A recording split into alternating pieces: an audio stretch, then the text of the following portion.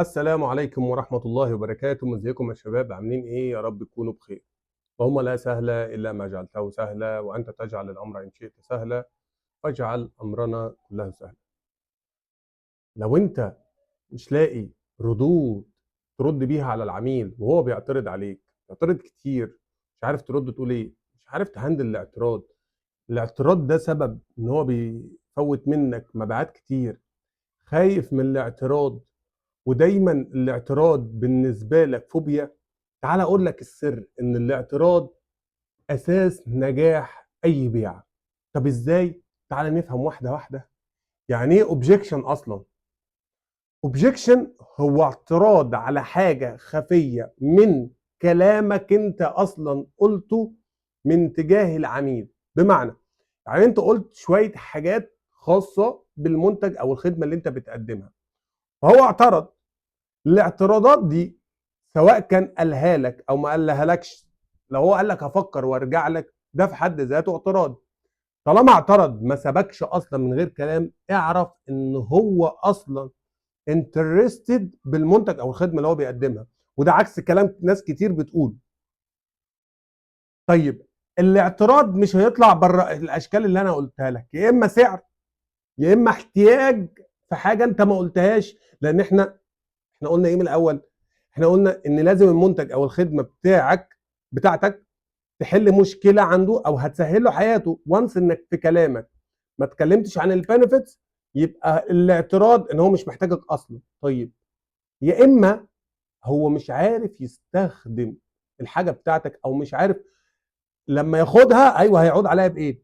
وده بتبقى ضعف منك وانت بتعرض الفاليو بروبوزيشن بتاعتك، لان احنا مش كل حاجه اليونيك سيلينج بوينت، مش كل حاجه ضمان، مش كل حاجه كريدت، مش كل حاجه سعر قليل. لا، هو ما فهمش. ايوه، انت لما اخد منك المنتج ده انا هستفاد بايه؟ هو ما فهمش الحته دي. فدي اشكال الاعتراضات. طيب، انا عايز اطلع لك بره زون قصه ان انت عملت كل حاجه واتشقلبت مع العميل وبرضه معترض. سيبك منه، انت اصلا غلطان من الاول وانت بتعمل الاي سي بي، ان انت افتكرت ان العميل ده اصلا ممكن يشتري المنتج بتاعك او الخدمه بتاعتك. انت اصلا عامل بروسبكتنج غلط. فانا كلامي كله على الناس اللي هي عملت اي سي بي صح، عملت احسن كومباني بروفايل، احسن يو اس بي مسج، احسن فاليو بروبوزيشن، حضرت برزنتيشن قوي جدا، سالت اسئله مفتوحه، عرفت النيدز، اعترض. اذا انا بقول لك طالما اعترض يبقى هو مهتم، طالما اعترض يبقى مش هيطلع بره عن الاشكال اللي انا قلتها لك دي. طيب، لما الاشكال دي تحصل انا محتاج مني ايه؟ لما العميل يعترض عليك، اول تكنيك لازم تاخده سايد تو سايد. يعني ايه سايد تو سايد يا حسيني؟ يعني تقف جنبه مش قدامه. يعني ما تقولوش لا كلامك كله غلط، اللي بتقوله ده مش صح، احنا مش غاليين. لا، تقول له بص يا فندم، يعني يمكن حضرتك عندك حق في كل اللي حضرتك بقول، حتى لو انت معترض على حاجه فنيه حضرتك عندك. وانا سمعت الكلام ده قبل كده كتير من الناس.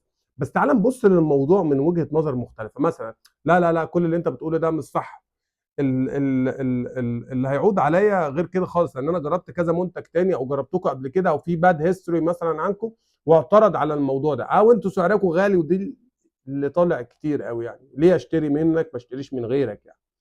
بص، حضرتك عندك حق في كل اللي انت بتقوله، بس تعال نبص للموضوع من انذر فيو او هليكوبتر فيو، او اعلى باللانجوج بتاعتك، اعلى بالليفل بتاعتك. اندبنز برضو العميل، كل واحد على حسب التايب اوف كاستمر بتاعه. حلو، بس المجمل تعال نبص لها من وجهه نظر تاني وتبتدي تشرح له البينيفيتس تاني. بص، بص، مش هتلاقي حد يقول لك كده. مفيش احسن من انك تهندل الاعتراض بالبينيفيتس. كل لما يعترض عليك في حاجه تفكره بايه؟ هيعود عليك بواحد اتنين تلاته. لما تشتري ده هتحس بواحد اتنين تلاته. لما تشتري ده هتحل المشكله اللي بتقابلك اللي انا عرفتها من البروبنج. طيب، دي اول حاجه، يبقى اقف جنبه. تاني حاجه، لسن كويس قوي. في فرق ما بين ان انا سامعني فانت منصت ليا جدا، في دوشه عندك بره كتير. فانت لما تسمع العميل كويس، تسمع، تفهم، بعد ما تفهم ترد، بعد كده تكونفيرم ان الاعتراض ده حله في البي، في البنفيت. طب بص يا فندم، انا متفق مع حضرتك جدا، بس تعالى لو قال لك هفكر وارجع لك مثلا، تعالى نشوف الموضوع من فيو تاني. انت حضرتك محتاج تفكر كموضوع برايسنج، ولا محتاج تدسكس مع انك تكمبير عروض الاسعار اللي موجوده عندك وتكمبير بنفيتس وادفانتج وديس ادفانتج، ولا محتاجني اساعدك في حاجه خاصه تكنيكال؟ لان احنا عندنا ميزه تانية يا فندم، ان احنا برضو وانس ان احنا دي ما اتفقناش مع بعض، بتابع مع حضرتك لو في اي مشكله واجهتك في التعامل او في توريدات اي منتج خاص بينا او اي منتج خاص بالاندستري دي. انت كده عملت ايه؟ انت كده حسسته انك استشاري، انت مش جاي تبيع للي انت، لان مجرد جاي بياع، ما تبقاش مستجي. فانت بتستخدم تكنيك جميل جدا اسمه 3 اف تكنيك دانلوب. ايه 3 اف تكنيك؟ فيل فيل فاوند فيل. عند حضرتك حق في كل اللي انت بتقوله، فيلز اهو، حسيت باللي هو بيقوله. في ناس كتير فعلا مرت بنفس المشكله دي وكان عندهم نفس الراي الفيدباك بتاع حضرتك. بس تفتكر حضرتك في الاخر لما جينا فكرنا بالنسبه للموضوع الاعتراض ده، ان هم ينفذوا الموضوع ده، قد ايه الموضوع سهل حياتهم قوي بالنسبه 1 2 3؟ هتقول لي ايه 1 2 3 ده يا حسيني؟ بنفيتس، فاوند، الحل.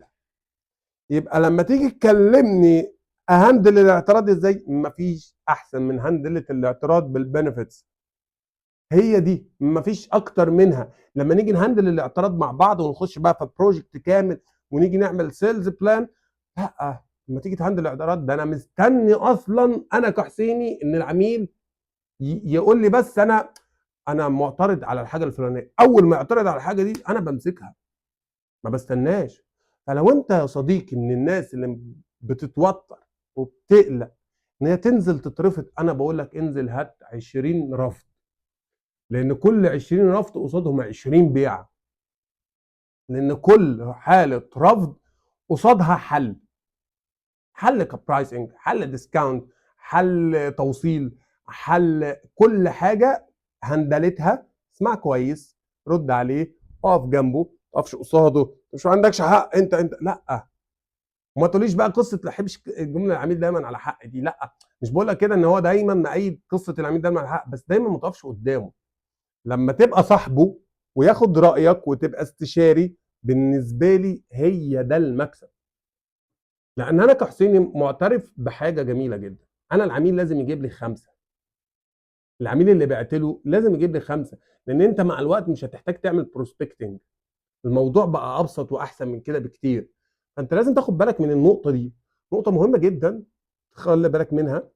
سر ورا الهاندلنج اوبجكشن في حاجه واحده بس مهمه جدا، وهي انك تستخدم البنفيتس. ايه هي البنفيتس؟ ايه اللي هيعود عليك برضو لو ما حلتش المشكله؟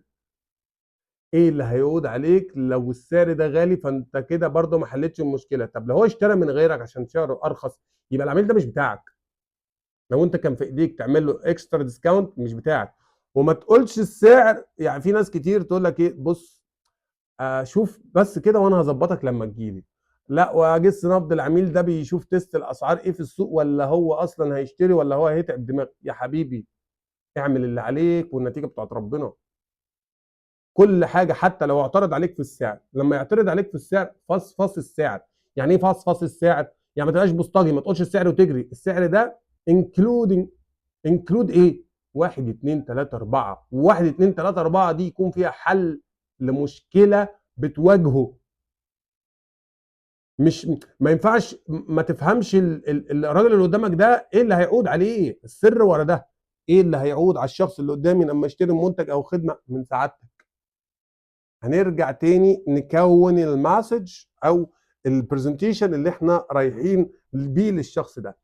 طب بعد ما هندل الاعتراض ده يا حسين، هل انا هفضل هندل الاعتراض ده وقت طويل، ولا في وقت معين اقدر ابوش البيعه، ان ده الكريتيكال تايم ان اعمل فيه اهم تكنيك عشان اكلوز الديل؟ ده اللي هنعرفه في الفيديو والريكورد اللي جاي باذن الله. والسلام عليكم ورحمه الله وبركاته.